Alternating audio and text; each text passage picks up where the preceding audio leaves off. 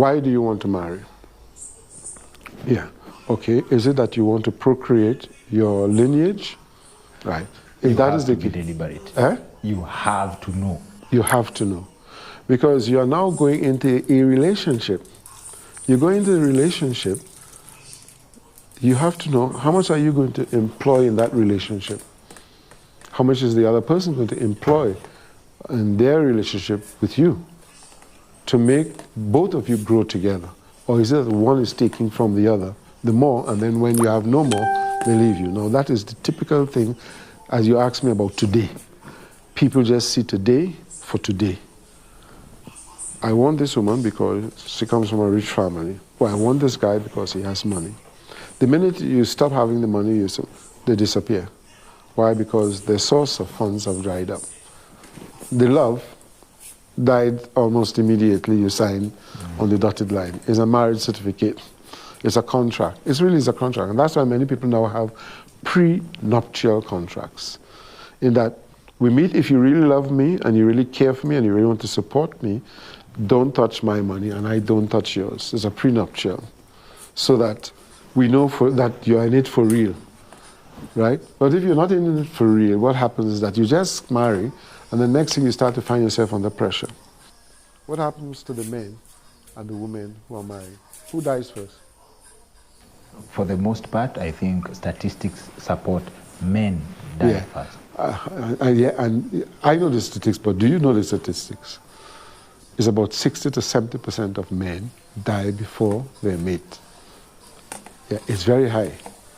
And the stress is being driven to be successful for their wives and children. Everything falls on him. He suffers in silence. Being driven to be successful or being pressured to be successful? Both. Isn't because some people drive you. Like, okay, Michelle Obama drove Barack to be successful, isn't it? But it wasn't pressured. She was driven. So I'm saying there are two aspects. Then there's pressure. The pressure is, oh, I've seen the neighbor driving a Mercedes, I want one too. You're pressuring your husband to make sure because you want to be living like the Joneses. You understand? Yeah. So she's pressuring you. You work night and day, night and day, night and day until you get the money. Ah, we finally got it. Then she steps up the game. Oh, you see, now they have the latest washing machine. Why don't we have that? You know, those are red flags. Of course. Okay. They are red flags. Because she's not interested in driving you to success, but she's pressuring you for success because there is something that she's gaining from it, right? Is it status? Is it relevance?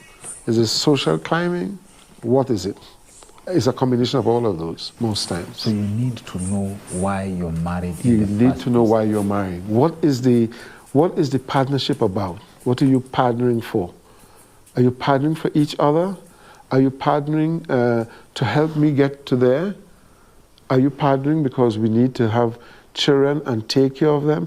What are you partnering for? It's just like any other partnership, any other business. Why do you go into business partnership? The correlation of you are bringing something to the table, I'm bringing something to the table, we'll be successful together, isn't it? Does this mean if people are honest about their terms of engagement, marriage would be more successful in this sense?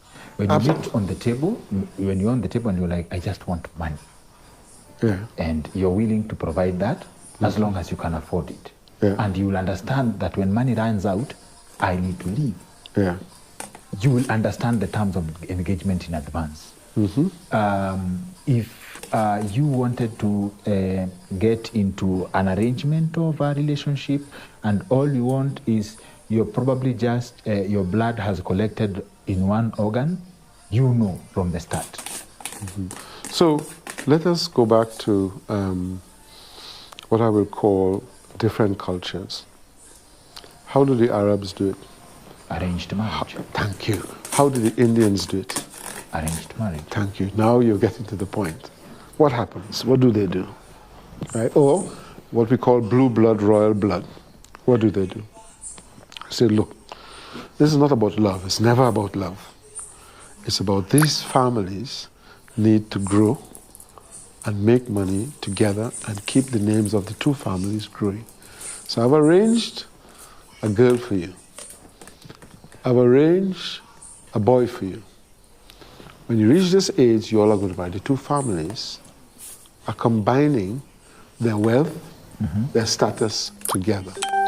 They will eventually maybe get to love each other, but they are going to stay together because the two families have put them together for a reason. It's an arranged marriage because there is benefits to the two sides. It's a win-win. It's a partnership.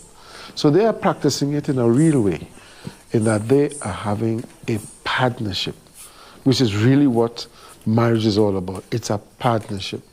And each one has to win.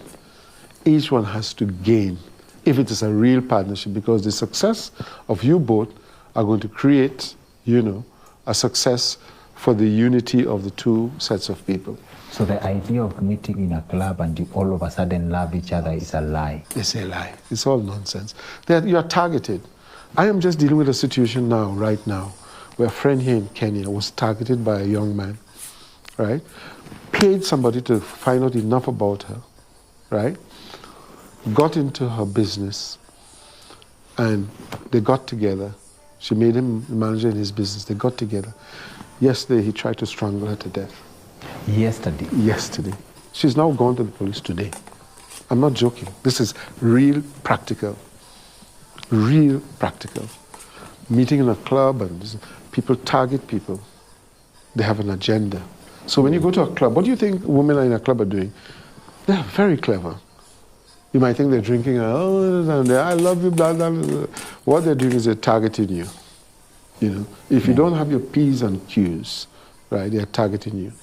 They already know he's a flash car, he's buying all the drinks, he has money, he has wealth. They come straight to you, beeline.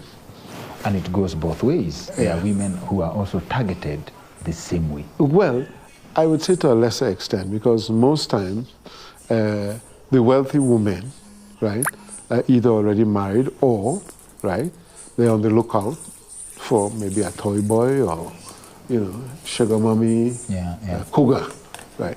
Yeah. But mostly, because of the way relationships work, is the man is on the lookout, right? Yeah. Because he's looking, it's animal instinct. We're looking to capture. Yes. We're looking to capture and to own and to control. That's the main thing, because, that is what you see as a man. But the women also see you as a potential husband, in inverted commas, to take care of them, look after them, take care of all their needs, even if they have nothing. All they have is painted lipstick, painted face, a nice body shape, and they keep that shape, and you're hooked.